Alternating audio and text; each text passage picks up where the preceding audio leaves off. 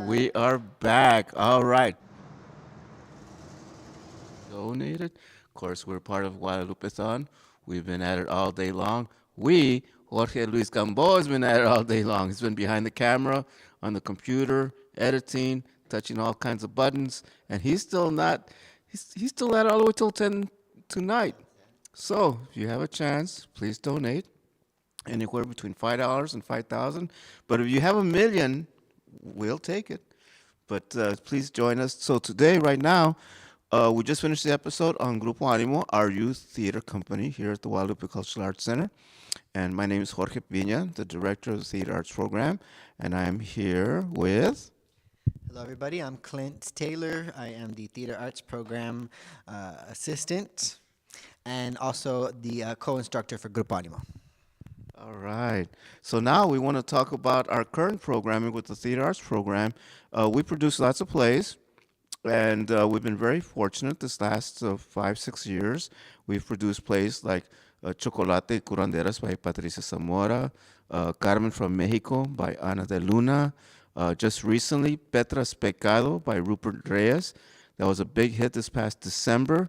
That show we did 23 years ago. We brought it back, and again, we sold out. So we're very fortunate to be doing full-length productions. But we also have another program called Teatro Salon, and started by Joel Settlers about 10, 15 years ago. And Teatro Salon was basically to give teatristas, theater artists, the opportunity to show their pieces. And usually they were done excerpts, 15-minute piece, a 10-minute piece, and so on. And it was brought all these people together, and for 3, 4 days, it was teatro. And then things did change. So currently, right now, what we have is called Teatro Salon Table Reading Series. What that means is that back in the summer, Clint and I did what's it called when you do an open call for playwrights to submit. And the only big rule was that has to be a new play never produced before. It could have some stage readings, some workshops, etc., but not a full production, not produced. That was basically the only rule. And of course, it had to be involved with La Onda Chicana and the Chicano culture. And so we received 12 scripts. Of those 12 scripts, Clint and I, we selected 3 scripts, and we've already had 2 readings here. Pass It On by Amalia Ortiz, and then we had Las Comadres de Morales Street by Irene Chavez. And now, those 2 were this past month, and explosive, and we had question and answers after each reading. It was amazing, great energy. So now we're up to our 3rd reading, December 21st at 3 p.m. is Patricia Zamora's brand new work called El Monstruo. El Monstruo is going to have music, and the reading will, like I mentioned, 3 o'clock in the afternoon, Saturday, December 21st. And El Monstruo is an amazing script. Act 1 deals with the tragic flood that San Antonio had back in 1921. If people are not familiar with this flood, all of downtown was flooded. There's pictures of the Majestic Theater where water is up to here, and all of downtown is flooded. But the west side got it real bad, where colonias and barrios and neighborhoods were all washed away. By the record, they stated that 80 people died in the flood. Scholars think it was in the hundreds, and that's how tragic it was. So Patricia has written this piece to deal with Act 1 about the flood, but then she also goes into Act 2, taking place in 1974, of the Chicano movement, especially with cops, to organize folks to tell the city, don't forget about us. Don't forget about us here in the west side. And what happened? What followed is other organizers started, don't forget about the east side. Don't forget about the south side. At that time, back in those days, every money that came in, any new economical development was always for the north side. But things changed because of the movement. So Patricia has captured this, 1921, 1974. Very unique piece. And so it's a drama, and that'll be on Saturday, December 21st at 3 p.m. And those are our three plays.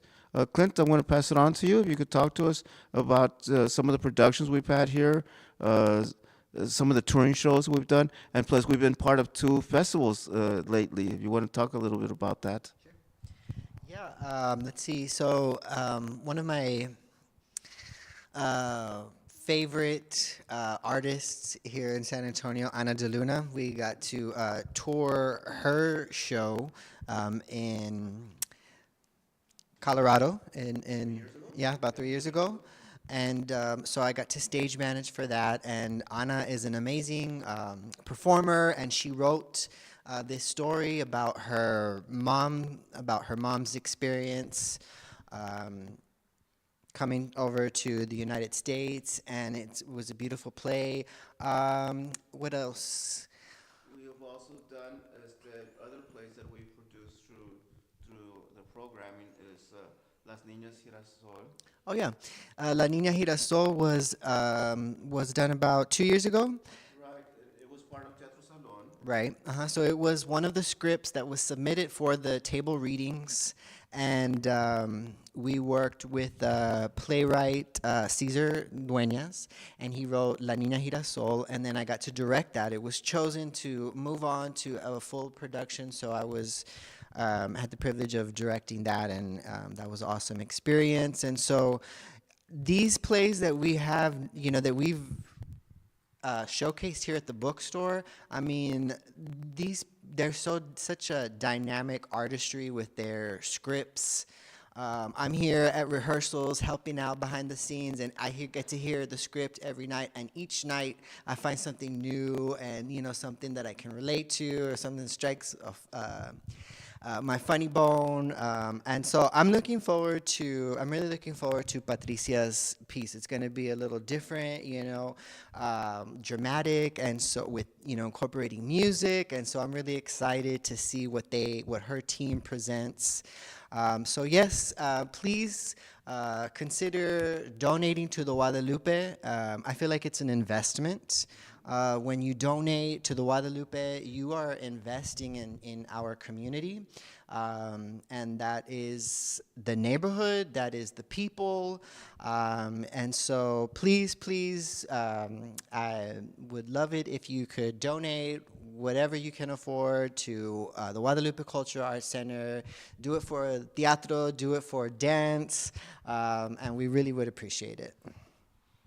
Yes, always. We as artists, that's part of our job, is passing the hat. But as teatristas, we're nobody without an audience. And that's what I love about the Teatro Guadalupe, is that we can fill up the house for over 300 seats. But the teatro is closed, as most of you aware already. It's closed for repairs, for a major renovation. It's going to be a 2-year project. And we're all over the city. Our dance company is performing at San Antonio College, at Teatro Buena Vista at UTSA.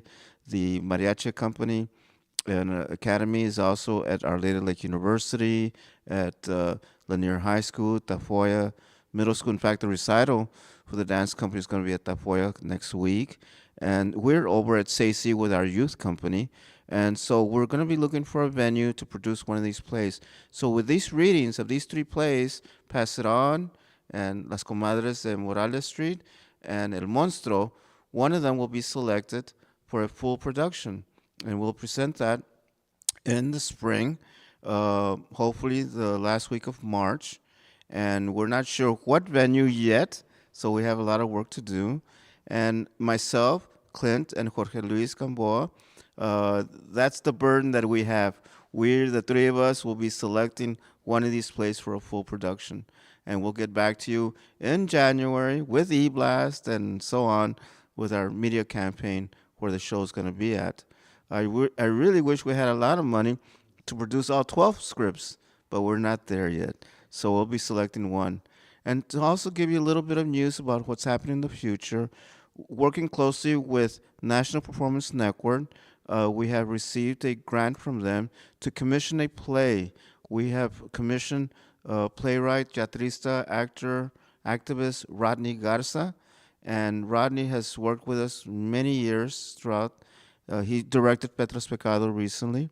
He created a character 15 years ago called El Pachuco, And so now El Pachuco is going to revise part 2, and it's going to be dealing with what's going on right now in our world of politics. So that script will have a reading probably here in this space on the last week of April. And then after that reading, we're going to go into production, and that show will be on the last week of September.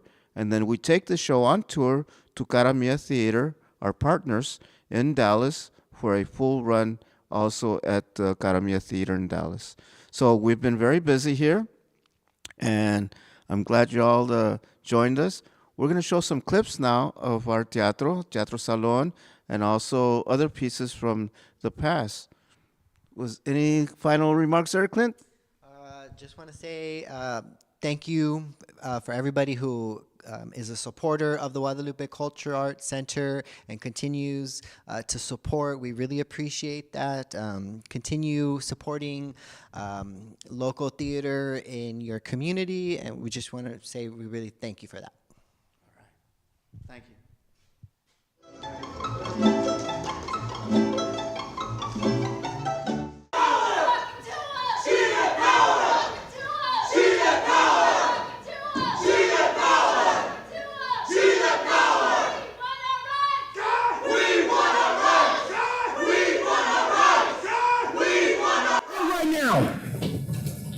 You know not to speak Spanish in school.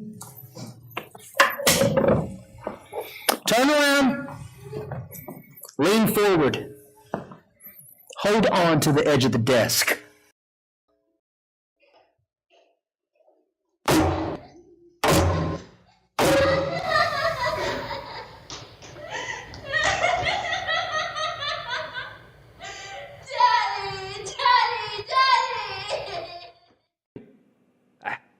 Bueno, mira, yo les digo a todos mis estudiantes, el acordeón es muy emocional.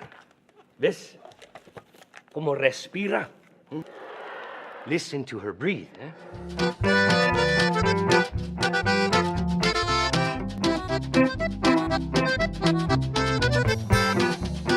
guess it's different now, but back then it wasn't cool to play the accordion. I wanted to be playing outside, running around with my primos, getting necio. But my dad and my abuelo, they had other plans. Frijoles and the American anger that they can't properly digest refried without ripping a bunch of pedos.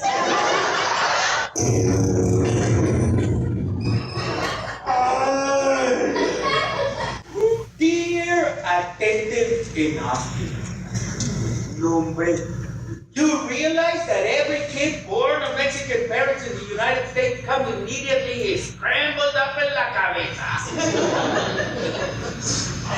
Not only do Americans will always see him as a perpetual potential wetback, his Mexican relatives will always ridicule how un-Mexican he is. Nobody says projects, man. Nobody from Sanato. What do we say? What? Los Gracianos. What are they? Courts. You have to make your peace with her and me. You know, she's been watching over you for years. And you better thank her while you still have time. Les presento Dolores de León, la Adelita del barrio Ghost Town.